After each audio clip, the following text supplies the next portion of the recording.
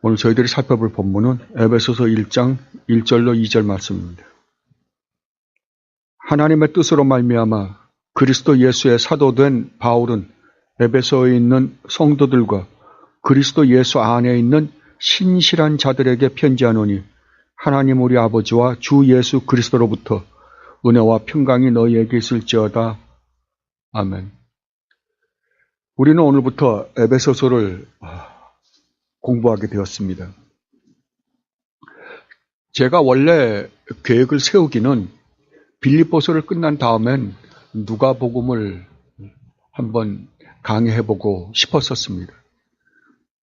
여전번에도 제가 말씀드렸던 것처럼 누가복음은 제가 공부해본 적도 있고 그 다음에 그동안에 모아놓은 자료들도 꽤 있고 해서 누가복음을 한번 해보면 어떻겠는가. 언젠가는 복음서를 한 번은 다뤄야 되기 때문에 이번 기회에 한번 다루고 싶었었습니다. 그런데 제가 빌립보서를 공부하면서 느낀 것이 왜 오늘날 성도들이 정말 성도로서의 삶을 살지 못할까라는 것에 자꾸만 마음 한구퉁이에 거기에 대한 의문점이 상당히 많이 일었어요. 거기에 대한 대답이 여러 가지가 있을 거예요. 그 중에 우리의 연약함도 있을 겁니다. 그런데 제가 보기에는 우리의 연약함보다는 우리가 복음을 이해하고 있다라고 하면서도 실제로 가만히 보면 진짜 복음을 이해하고 있는 사람들이 그렇게 많지 않다는 사실이에요. 오늘날 가장 잘못된 교리 중에 하나가 뭐냐 그러면은 믿음으로 의롭다함을 얻는다. 믿음으로 우리가 구원을 얻는다라는 말을 너무 쉽게 생각하고 쉽게 전하고 있는 것이에요.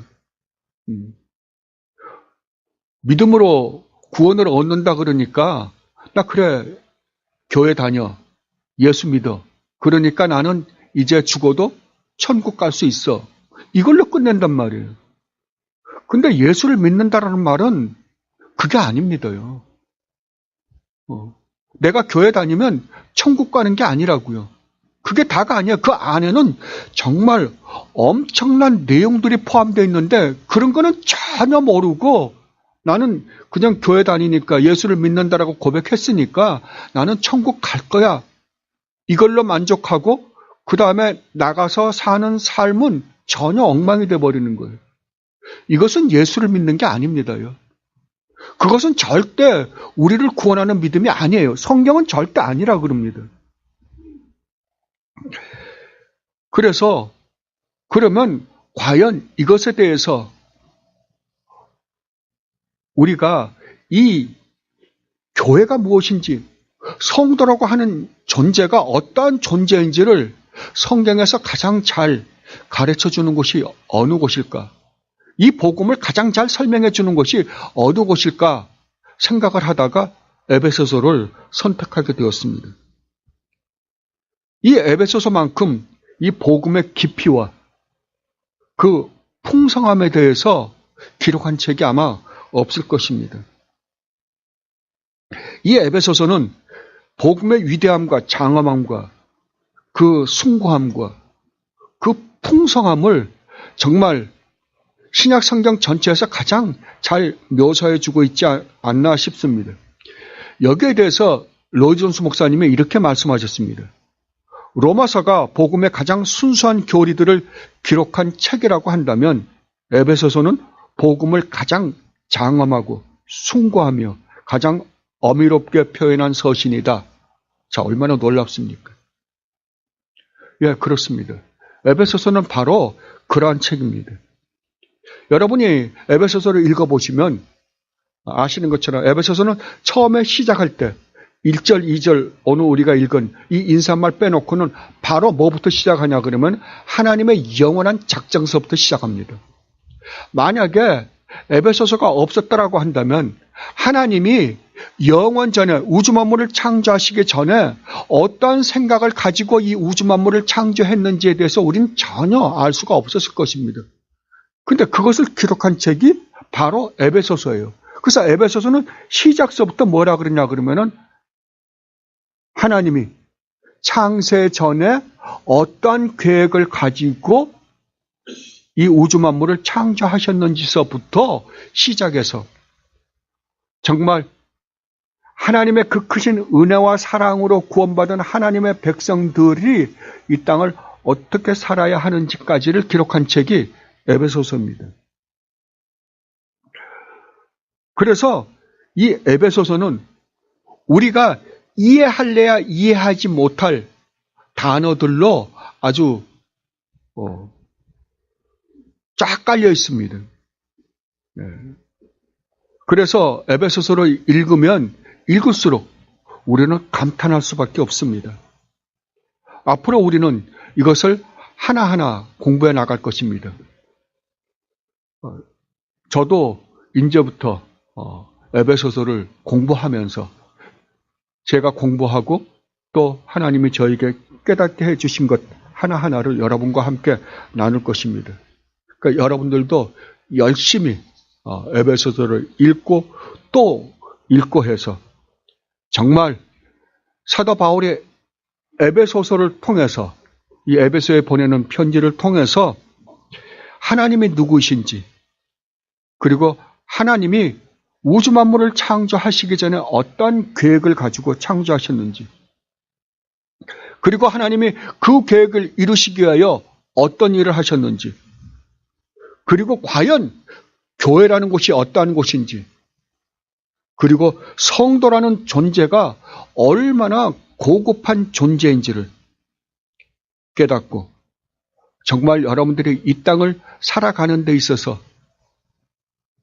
정말 우리가 어떠한 마음으로 살아가야 되는지 여러분들이 얼마나 고급한 존재인지를 깨닫게 되면 여러분이 이 땅을 사는 삶도 변할 거예요. 달라질 수밖에 없을 거예요. 그래서 정말 이 에베소서가 끝날 때쯤 되면 여러분들이 복음을 올바로 깨닫고 정말 이 땅을 당당하게 씩씩하게 여러분들의 환경이 어떠하든지 간에 자신만만하게 살아가는 여러분들이 되시기를 진심으로 바랍니다. 오늘은 우리가 에베소서를 이해하기 위해서 서론격으로 우리가 에베소서를 이해하는 데 필요한 몇 가지를 여러분들과 함께 나누고자 합니다. 그리고 다음 주부터는 본격적으로 에베소서에 들어있는 그 의미에 대해서 하나하나 살펴보도록 할 것입니다. 이 편지는 여러분들이 아시는 것처럼 바울이 쓴 책입니다. 어떤 사람들은 바울이 쓰지 않았다라고 하는 사람들도 있지만 우리는 바울이 썼다고 믿고 있습니다. 가장 중요한 것은 바울 자신이 자기가 썼다고 그런 거거든요. 1절에 보면 하나님의 뜻으로 그리스도 예수의 사도가 된 나 바울이 에베소에다 편지를 한다라고 이야기를 하고 있습니다. 그러니까 이 편지를 쓰신 분은 바울이요. 그 다음에 편지를 받으시는 분은 에베소에 있는 예수 그리스도를 믿는 사람입니다.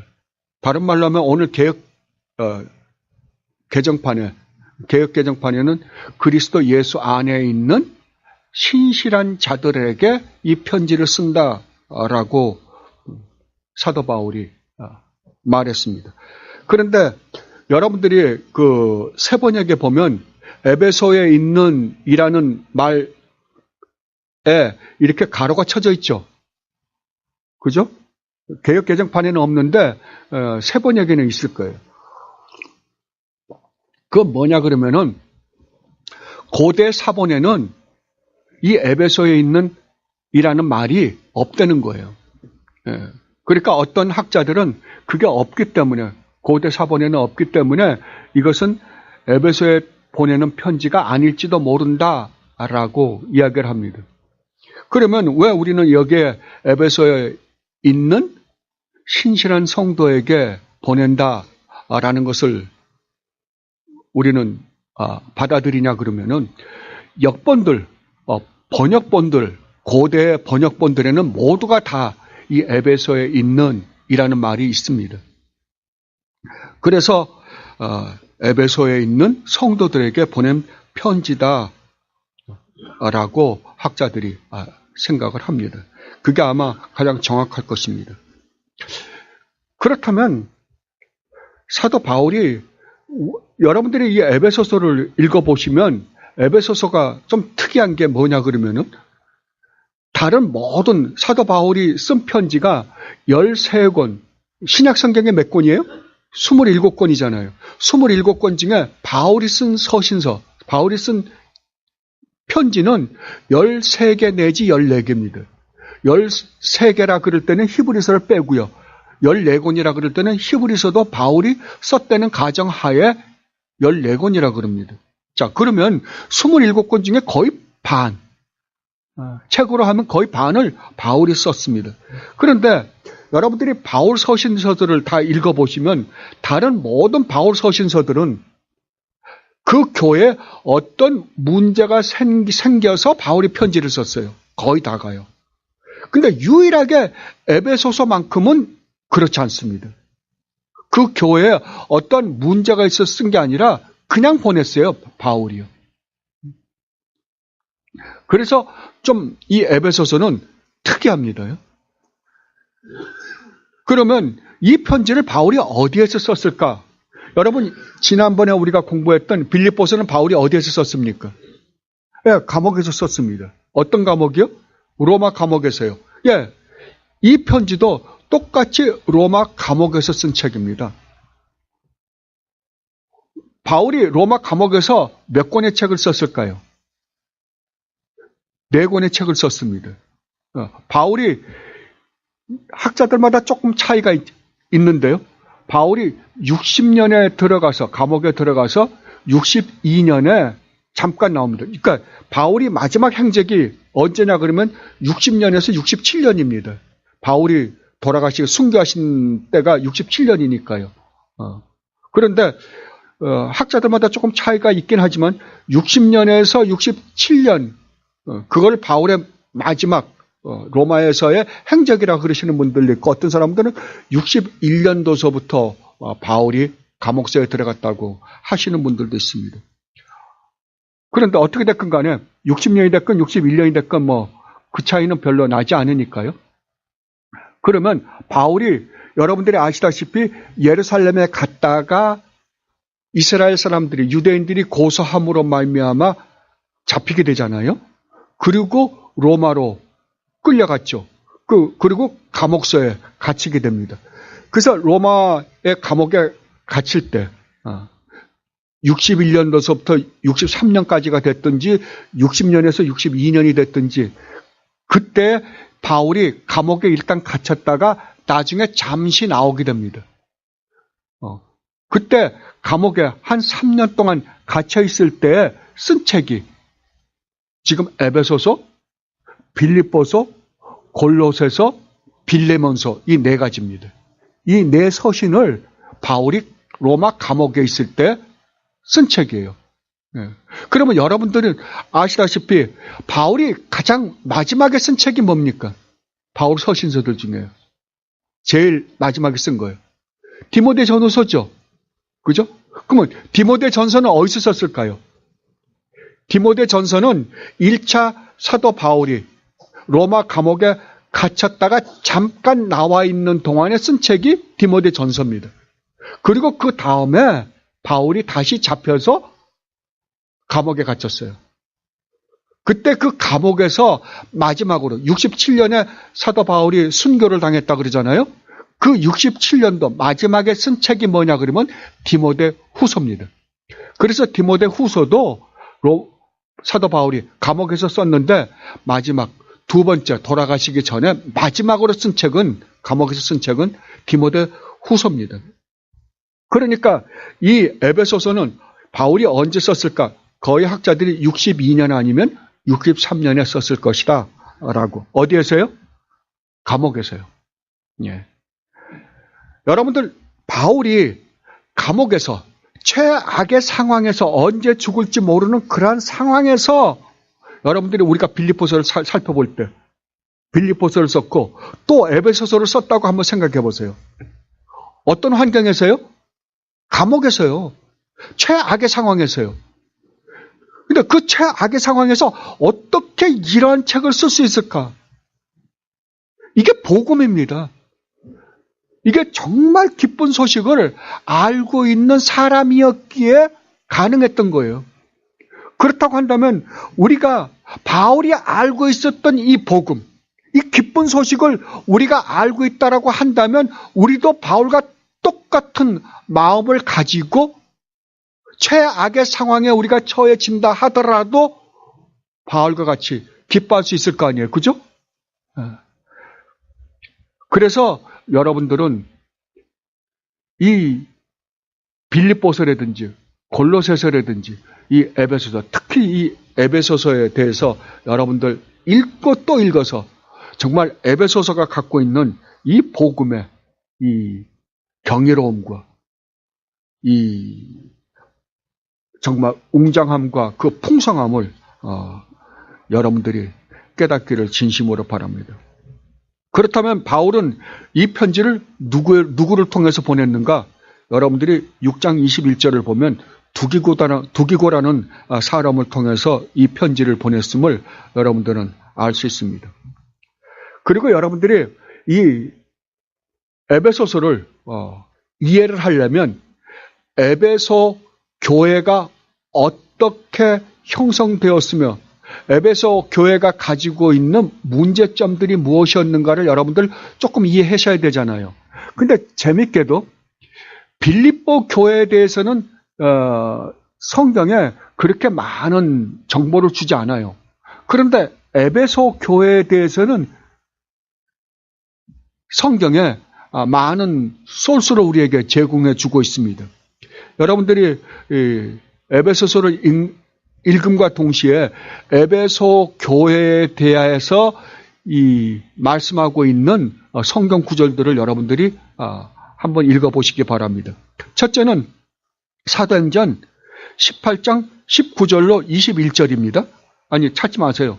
제가 여러분들 소개만 해드릴 거예요. 에베소 교회에 대한 이야기들이. 그러니까 에베소 교회에 대한 이야기가 사도행전 18장, 19장, 20장에 있어요. 그러니까 첫 번째는 18장 19절로 21절에 기록되어 있고요. 두 번째로는 18장 24절로 19장 41절까지 기록되어 있고요. 세 번째는 20장 17절로 38절에 기록되어 있고 그 다음에 여러분들이 아시는 것처럼 계시록 2장 1절로 7절에 에베소 교회에 대한 정보를 우리에게 제공해 주고 있습니다.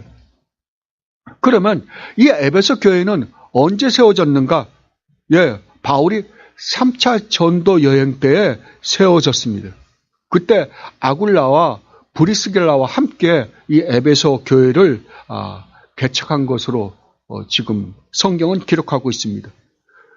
그런데 이 에베소 교회는 사도 바울이 특별히 심혈을 기울였던 교회입니다. 사도 바울이 여러분들이 사도 바울이 실제로 어느 한 곳에서 목회 생활을 길게 한 것은 거의 없습니다.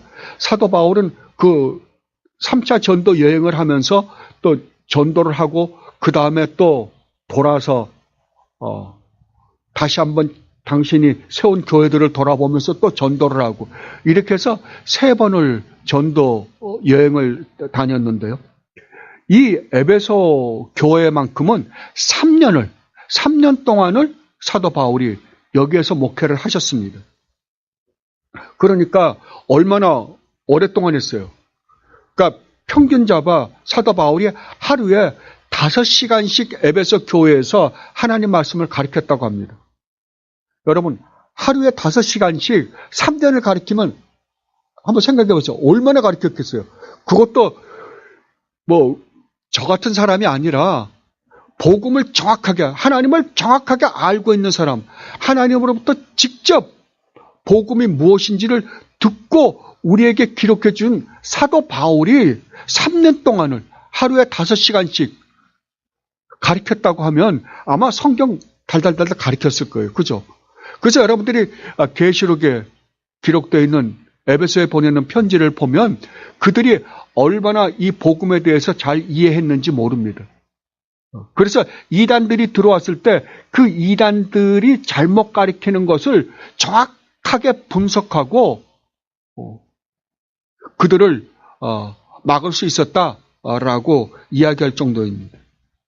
그리고 이 에베소 교회는 여러분들이 아시다시피 기독교의 중심적인 교회가 처음에는 예루살렘에서부터 시작했습니다. 그 다음에 기독교의 중심이 된 도시가 어디냐 그러면 안디옥입니다. 그래서 안디옥에서 드디어 그리스도인이라는 호칭을 받았잖아요.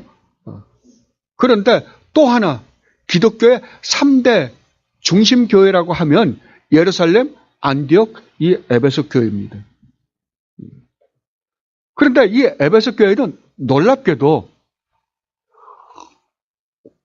바울이 이 교회를 개척을 하고 3년을 가르쳤는데 그 후임 목사님이 누구였냐 그러면은 디모데였습니다. 근데 디모데 다음에 또 누가 에베소 교회에서 목회를 하셨냐 그러면은 사도 요한이 목회를 했다고 알려져 있습니다.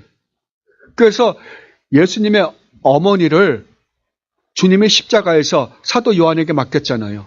이제 내 어머니다. 내가 너에게 맡긴다. 라고 하시고 십자가에서 돌아가셨잖아요. 그래서 사도 요한은 예수님의 어머니 마리아를 돌아가시는 날까지 모시고 계셨다고 합니다. 그런데 그 예수님의 어머니 마리아를 끝까지 모시고서 그 마리아가 돌아가신 곳이 에베소 교회라고 합니다. 그러니까 에베소 교회는 상당히 우리 기독교 역사로 보면 아주 중요한 교회예요. 그죠? 그런데 이 교회가 나중에 이단들이 들어와서 이 교회를 잘못된 복음을 가지고 흩어져 놓을 것을 사도 바울은 이미 알으셨습니다. 그래서 사도 바울이 여러분들이 사도행전 20장을 보면 사도 바울이 마지막 그 에베소 성도들과 헤어지면서 마지막으로 서로 기도하면서 그런 말을 합니다. 내가 이제 떠나면 다시는 너희들과 볼 수 없는데 사도 바울은 자기가 로마로 가서 자기가 죽을지 이미 아셨습니다. 그래서 내가 떠나고 나면 얼마 안 있다가 이단들이 들어와서 이 교회를 흔들어 놓을 텐데 근데 그 이단들이 어디서 나오냐 그러면 너희 가운데에서 나온다고 그럽니다.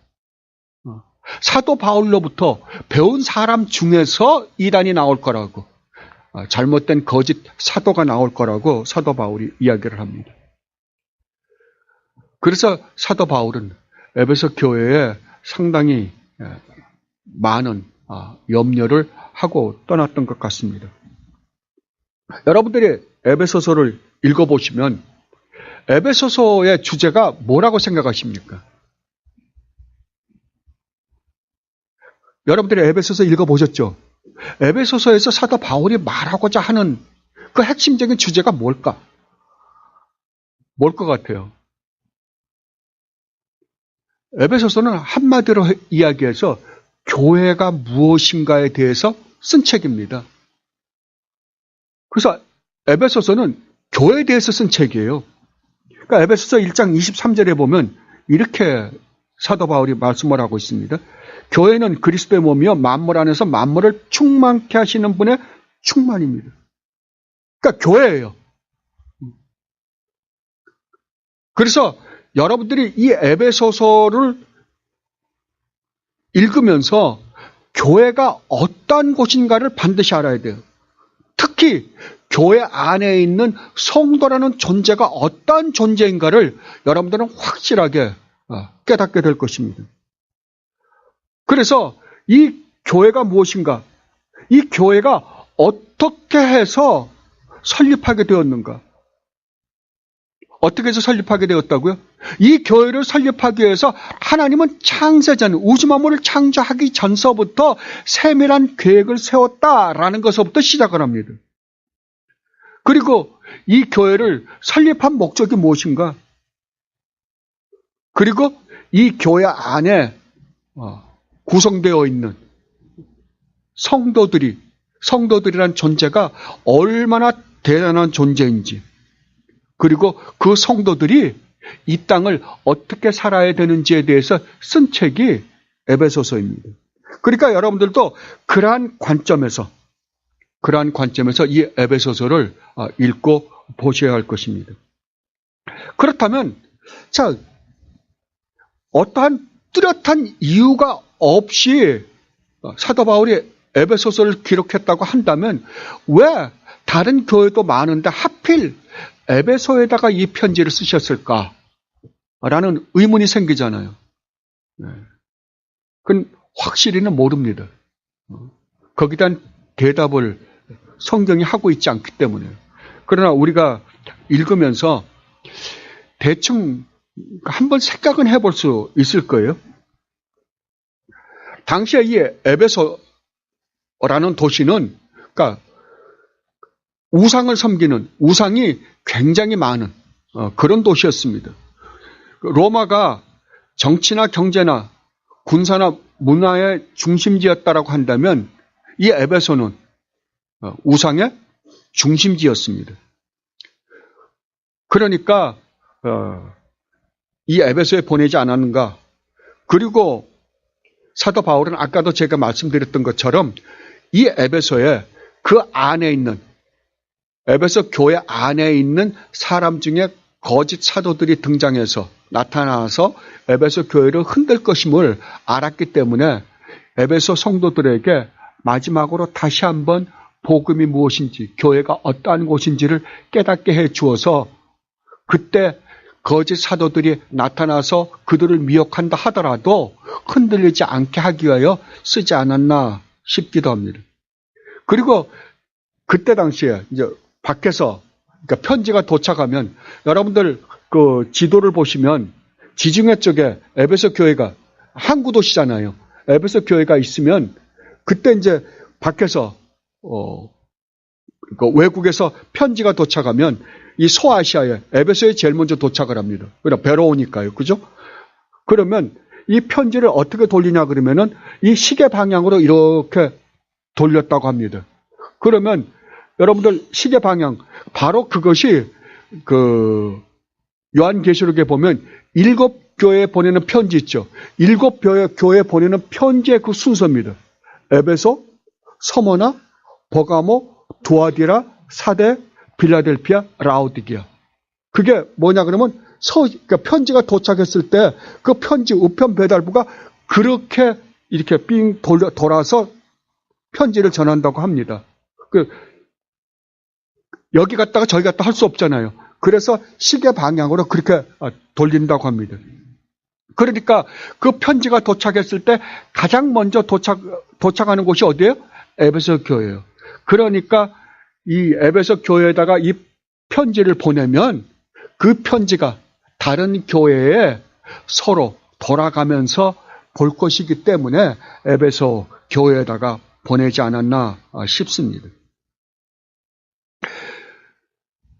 그런데 그 당시 에베소라는 도시는 아까도 제가 말씀드렸지만 우상을 숭배하는 우상 중심 도시이기도 했지만은 그때 당시에 가장 돈이 많이 도는, 그러니까 장사를 잘해서 무역을 아주 잘해가지고 아주 부자 도시였다고 합니다. 그래서 그때 당시에 길드라는 오늘날로 말하면 뭐라 그럴까 상공회 같은 거죠. 장사하는 사람들의 모임. 그 길드 조직이 아주 성행했다고 합니다. 그리고 거기에 에베소 교회는 이 황제를 숭배하는 데도 가장 앞장을 섰고요. 그런데 에베소의 그 도시의 특징은 어떠한 한 민족이 그 인구 비율을 장악한 게 아니라 여러 민족의 사람들이 모여서 그러니까 한 그 민족의 사람이 숫자가 많은 게 아니라 여러 일종의 잡족이죠. 혼합된 민족의 사람들이 모여서 에베소 교회를 형성하고 있었다고 합니다. 그리고 그때 당시에 그 에베소 교회, 그 에베소 도시는 거의 한 인구가 22만 명. 그러니까 굉장히 큰 도시죠. 오늘날로 쳐도 20만 명의 도시는 적은 도시가 아니잖아요. 그런데 그 옛날에 지금으로부터 2000년 전에 인구가 남자들만 해도 4만 명이 넘었다고 하니까요. 20만 명이 넘는 도시라고 한다면 상당히 큰 도시였습니다. 그래서 사도 바울이 이 에베소에다가 이 편지를 쓰게 되지 않았나 싶습니다.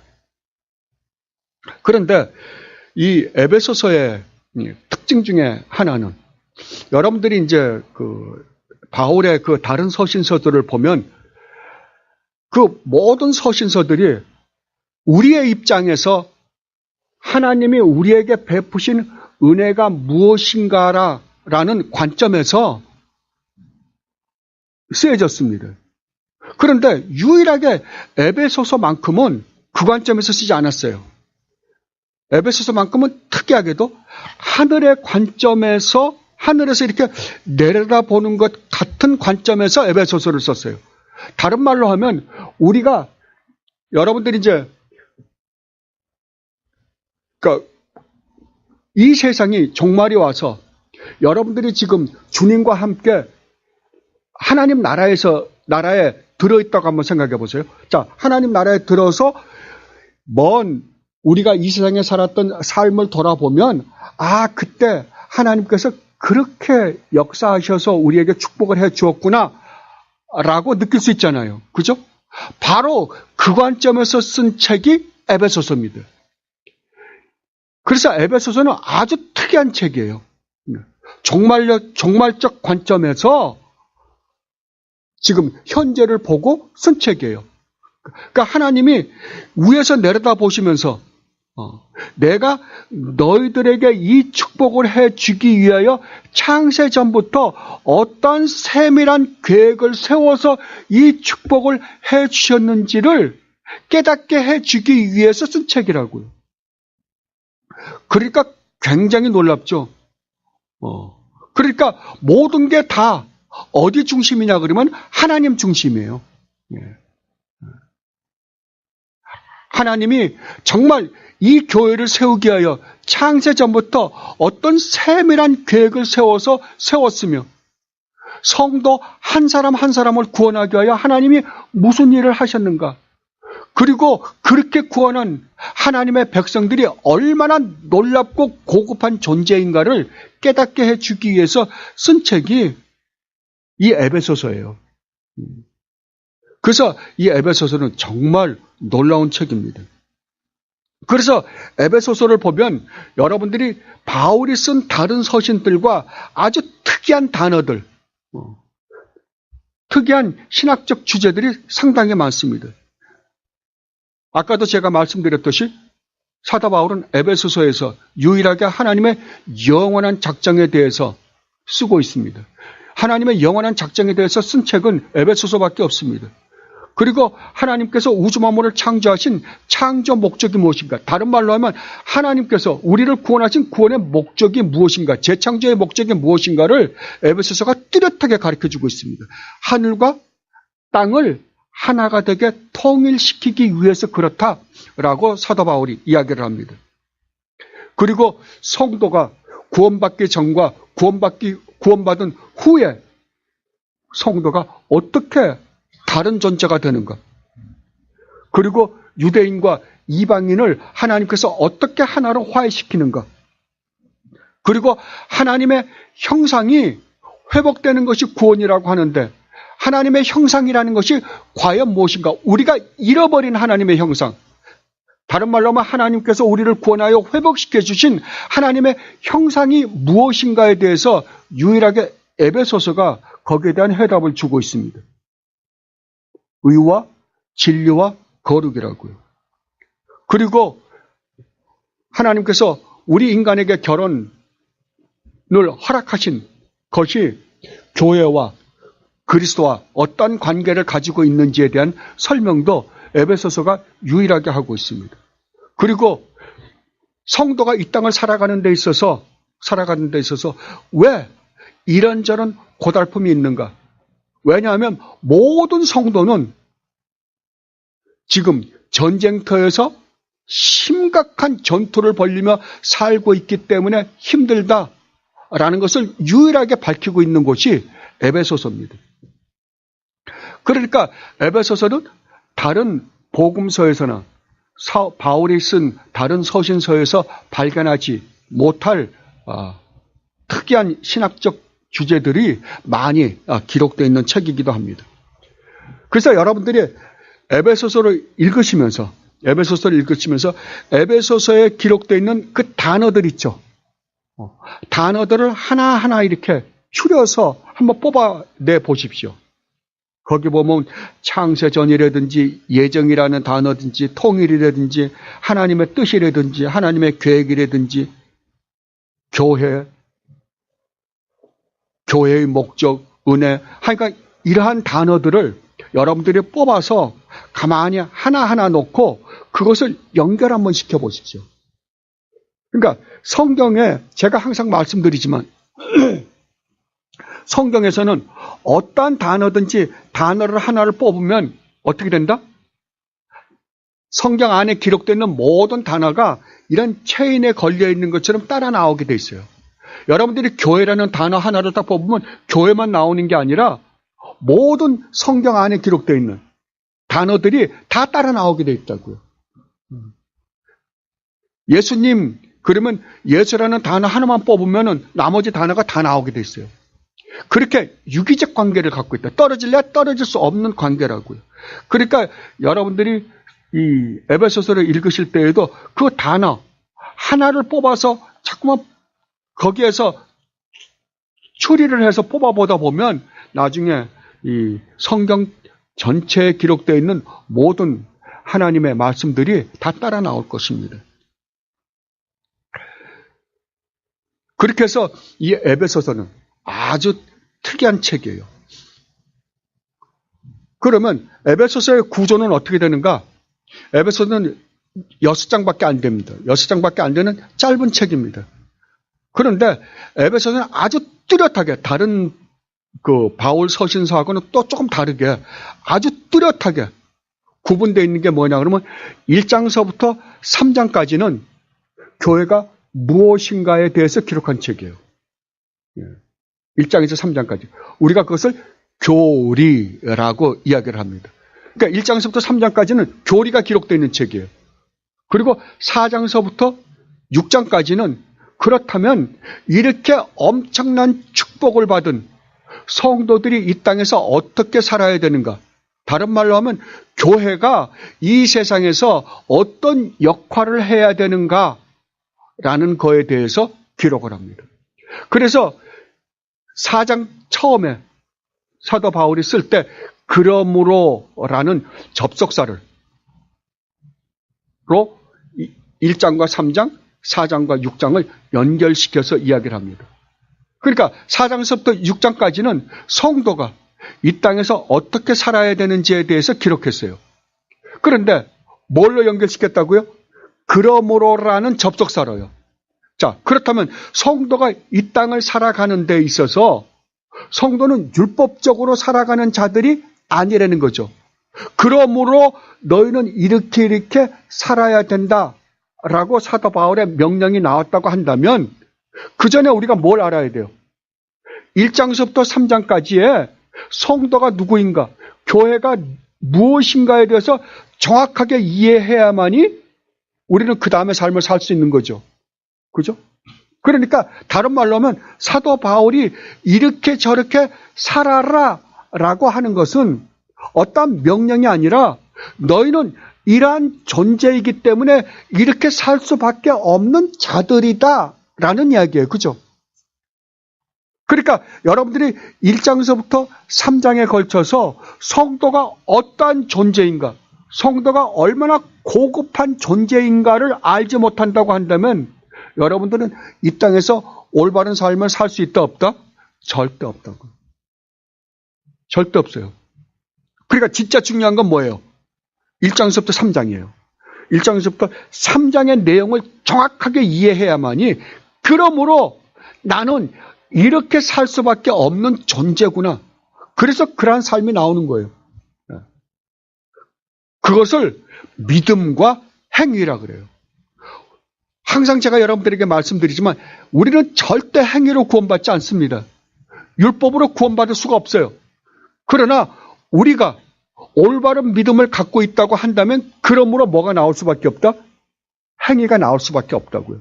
이것을 가장 잘 설명한 책이 무엇인가? 그러면 에베소서입니다. 그래서 사도 바울이 에베소서에서 그러죠. 너희가 전에는 흑암의 권세 아래에 있었다. 어두움에 있었다. 그러나 이제는 빛의 자녀다. 그러므로 빛의 자녀다옵게 살아라. 아멘. 그죠? 네. 우리가 빛의 자녀이기 때문에 빛의 자녀다옵게 사는 거예요. 우리가 사내 아이가 밤마다 여자애들하고 놀면서 고무줄이나 하고 그럼 뭐라 그래요? 사내 새끼가 어떻게 기집애처럼 그러냐? 너는 사내 새끼인데 사내 새끼다옵게 살아라 그럴 거 아니에요. 사내니까 사내다옵게 살아라 그러는 거죠. 그죠? 똑같아요. 바로 그 이야기예요. 지금 에베소서는. 너희는 성도이기 때문에 빛의 자녀이기 때문에 빛의 자녀다옵게 살 수밖에 없는 존재다. 이것이 성도의 삶이에요. 그러니까 내가 어떤 존재인가를 모르면 우리는 그 존재에 걸맞는 삶을 살 수가 없는 거죠. 그죠? 그래서 1장에서부터 3장까지 우리가 누구인가를 설명하는 그 사도 바울의 그 설명을 우리는 하나하나 살펴볼 것입니다. 여러분들이 열심히 읽으시고 다음 주부터 우리가 하나하나 살펴볼 때 하나님의 크신 은혜가 여러분과 함께 있기를 진심으로 바랍니다. 기도하겠습니다. 아버지 하나님, 오늘부터 저희들이 에베소서에 살펴보고자 합니다. 다음 주부터 저희들이 정말 이 에베소서를 하나하나 살펴볼 때 아버지 저희들의 마음 문을 열어주시고 저희들에게 지혜를 허락해 주셔서 사도 바울이 에베소서를 통하여 저희들에게 가르쳐주고자 하는 그 놀라운 은혜와 사랑을 저희들이 깨닫고 과연 교회가 어떠한 곳이며 성도라고 하는 사람들이 예수를 믿는다라고 하는 말의 의미가 얼마나 놀라운 축복인지를 깨달음으로 말미암아 이 세상을 정말 아버지께서 저희들에게 베푸신 그 놀라운 은혜를 입은 자로서 당당하게 씩씩하게 살아갈 수 있는 주님의 귀한 백성들이 되게 하여 주시옵소서. 이제 아버지, 저희들이 주님께서 저희들에게 허락하신 성찬 예식을 거행하고자 합니다. 함께하여 주시어서 이 성찬이야말로 저희들에게 우리 주님께서 허락하신 놀라운 축복임을 다시 한번 깨닫는 복된 시간이 되게 하여 주옵소서. 감사하며 우리 주 예수 그리스도 이름으로 기도드리옵나이다. 아멘.